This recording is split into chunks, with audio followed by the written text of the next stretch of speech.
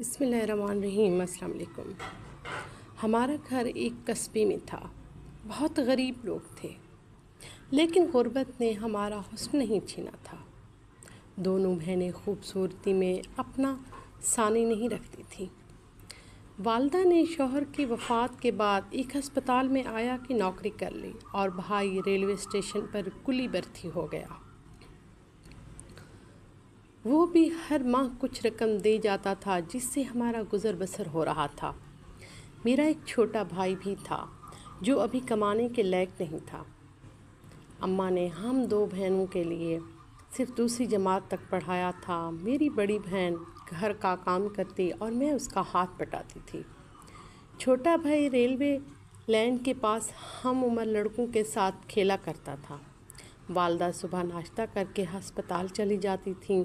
یہ ریلوے کا ایک چھوٹا سا ہیلتھ سینٹر تھا جہاں ایک لیڈی ڈاکٹر اور ایک ڈاکٹر کے ساتھ تھوڑا سا عملہ تھا، جن کو گھر بھی ریلوے کی طرف سے ملے ہوئے تھے۔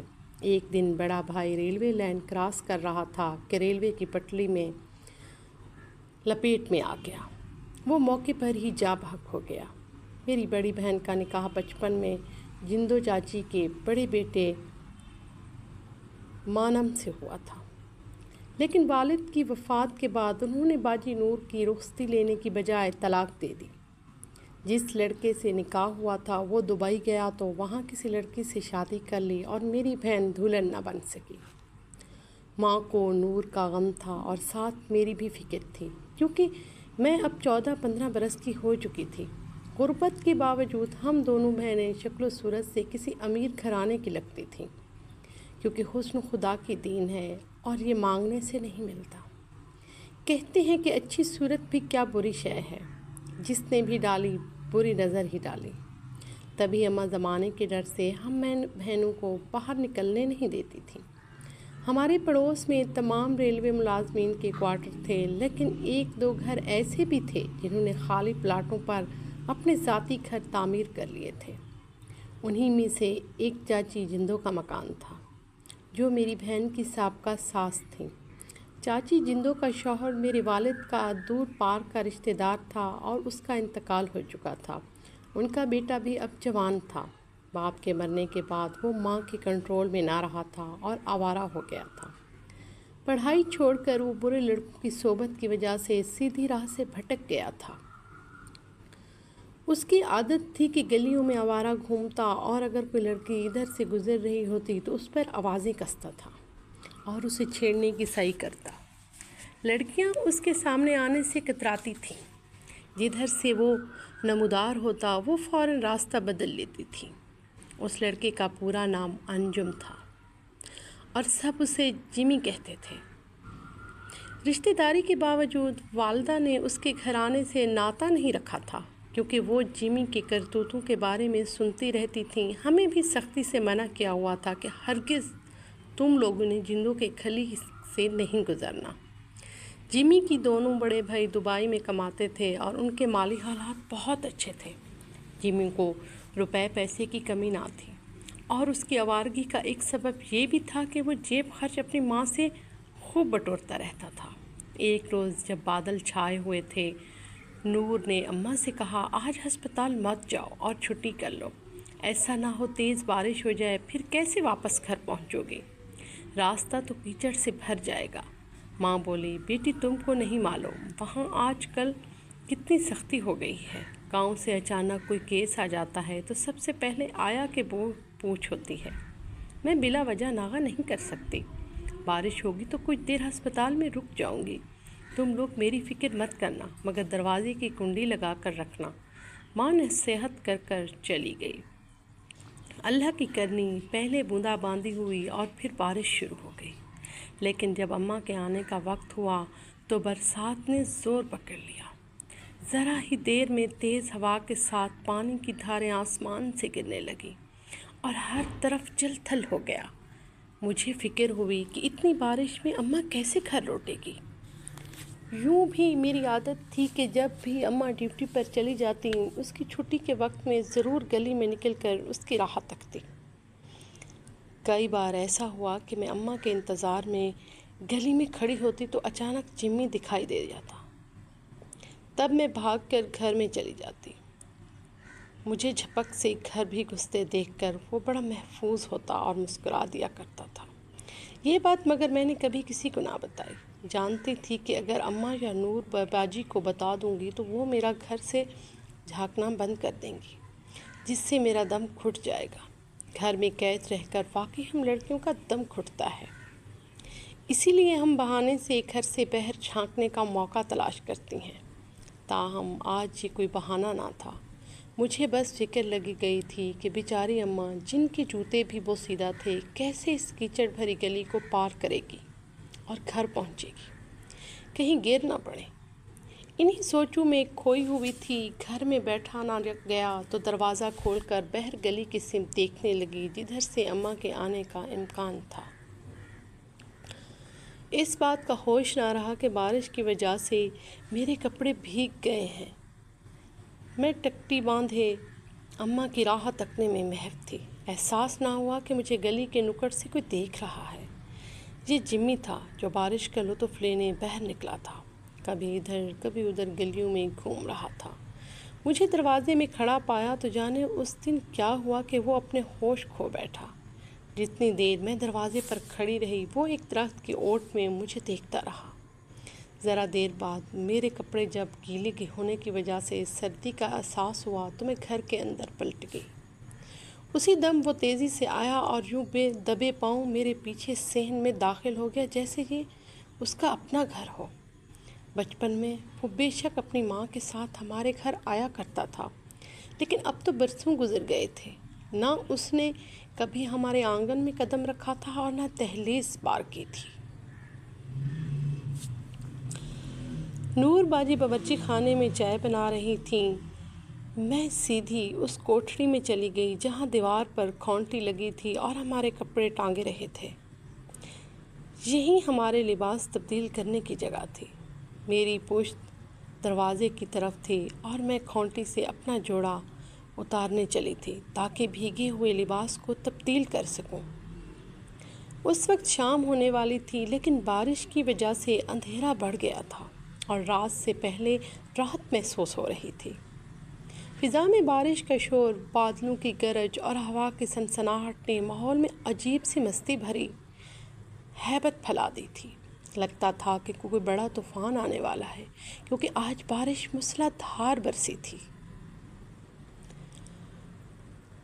جو ہی میں کوٹھڑی کا دروازہ بند کرنے کے لیے مڑی، حواس باختہ ہو گئی کہ وہ کوٹھڑی کے اندر آ چکا تھا۔ اس سے پہلے کہ چیخ میرے حلق سے باہر آتی، اس نے آگے بڑھ کر میرے منہ پر ہاتھ رکھ دیا اور جیب سے خنجر نکال لیا۔ خنجر کی نوک مجھے اپنے گلے پر محسوس ہوئی تو میری گلگلی بند ہو گئی اور خوف سے میں ٹھنڈی پڑ گئی۔ بارش بدستور برستی رہی اور طوفان تیزی سے آ گیا۔ چند لمحوں میں جو قیامت مجھ پر ٹوٹی اس کا کسی کو علم نہ ہو سکا۔ تھوڑی دیر بعد جو ہی جمی کوٹھڑی سے باہر نکلا، نور باجی بھی کچن سے باہر نکلی۔ انہوں نے بھیگی فضا میں کسی کو صحن کے دروازے کی طرف بھاگتے دیکھا تو اس کی چیخیں نکل گئی۔ یہ کون تھا؟ باجی نے مجھے کانپتی ہوئی چڑیا سے سوال کیا۔ جمی تھا، بمشکل میرے حلق سے نکلا۔ وہ ششت رہ گئیں۔ یہ ہمارے گھر کیا کرنے آیا تھا؟ چوری کرنے آیا تھا، میں نے سسکتے ہوئے جواب دیا۔ غربت کے گھر چوری کرنے؟ ہمارے گھر میں چرانے کو رکھا ہی کیا ہے؟ یہ خیال نور کو نہ آیا کہ غریب کے پاس ایک اور قیمتی متاع بھی ہوتی ہے، اور وہ ہوتی ہے اس کی عزت، جس کو اگر کوئی لوٹ کر لے جائے تو پھر غریب کے پاس کچھ نہیں بچتا۔ ذرا دیر بعد اماں بھی گرتی پڑتی بھیگتی ہوئی آ پہنچیں۔ دروازہ بھی ابھی تک کھلا تھا کیونکہ ہم کو اسے بند کرنے کا ہوش ہی نہ رہا تھا۔ آتے ہی اماں نے کہا، دروازہ تو بند کر دیا گیا، کوئی جانور بھی آ جاتا ہے۔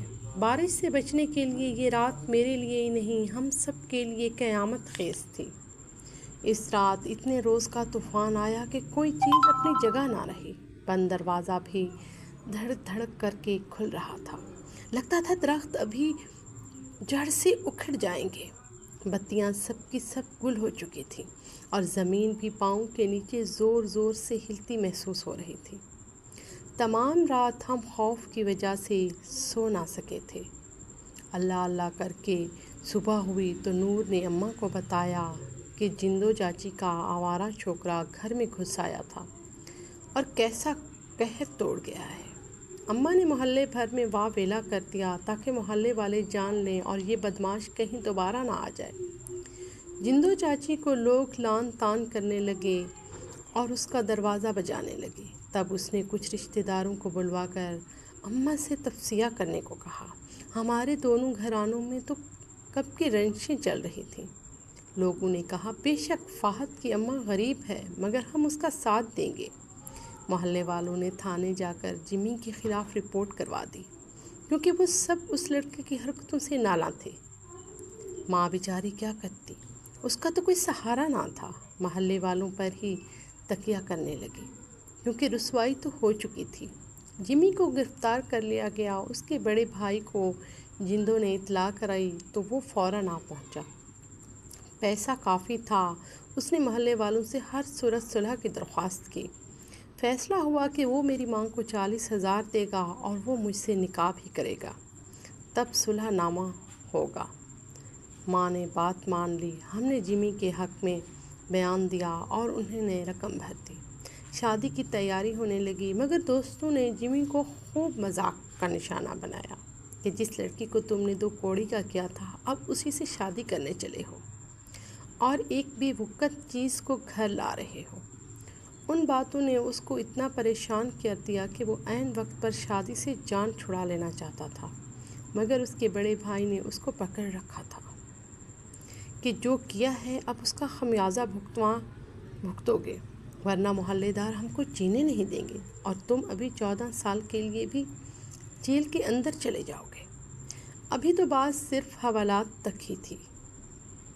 वो धूला बना हुआ था मगर उसकी हालत अजीब थी। चेहरे पर खुशी का कोई आसार ना था और सर शर्म से झुका हुआ था, जैसे ये शादी ना हो बल्कि एक सज़ा मिल रही हो। और ये सज़ा ही तो थी, शादी कहाँ थी। मैं खूबसूरत थी और दुल्हन बनकर और भी खूबसूरत हो गई थी मगर ये खुदा ही जानता है कि मेरे दिल पर क्या बीत रही थी। मैं कब इस शादी से खुश थी, बस अंदर ही अंदर घुट रही थी। गांव के बड़ों के अजीब फैसले पर हैरान थे कि जो लुटेरा था मुझे उसी के हवाले कर रहे थे। ये मेरी कैसी इज्जत बचा रहे थे। शायद उनकी नज़र ये थी कि मैं खुश हो जाऊंगी। मेरी खुशी तो अंदेशों की आग में चल रही थी। मेरे अंदेशे दुरुस्त थे। शादी के 2 दिन तक जिमी घर से ना निकला। फिर तीसरे रोज़ वो अपने बड़े भाई के हमरा चला गया। वो उससे पहले इस्लामाबाद और फिर दुबई ले गया। वो 2 दिन और आज का दिन मेरा सुहाग कहलाने वाला दोबारा लौट कर नहीं आया। वो अपनी माँ और बहन भाइयों से फ़ोन पर बात करता है मगर मुझसे बात नहीं करता। सास कहती है कि जिमी कहता है कि बहुत कमा लूँगा तब लौटूँगा ताकि अपनी दुल्हन को लेकर किसी बड़े शहर में इज्जत से जी सकूँ। ये कस्बे वाले भी बड़े अजीब हैं। चोर को खुद ही बांधते हैं और फिर खुद ही खोल देते हैं। हमारे चैनल को सब्सक्राइब कीजिएगा और कमेंट में भी बताइएगा कि आपको हमारी वीडियो कैसी लगती है। शुक्रिया।